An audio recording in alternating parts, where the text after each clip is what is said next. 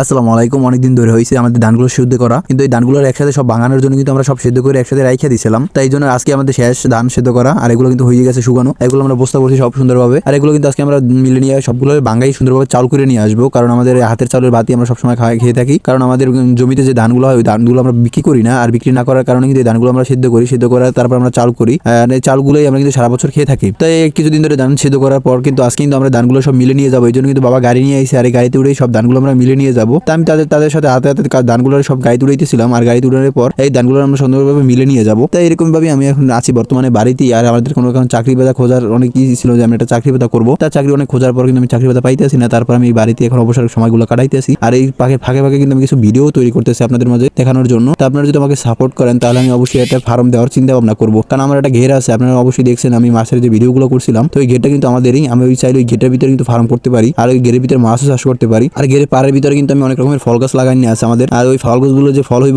ওইগুলো আমি আপনাদের দেখাবো। আর এরকম ভাবে আমি কৃষি কাজগুলো করতে চাইতেছি। আর আপনারা যদি আমাকে সাপোর্ট করেন, আমার চ্যানেলটা যদি একটু উপরের লেভেলে ওঠে, তাহলে কিন্তু আমি ভালো ভালো ভিডিও আপনাদেরকে উপহার দিতে পারি। তা আমাদের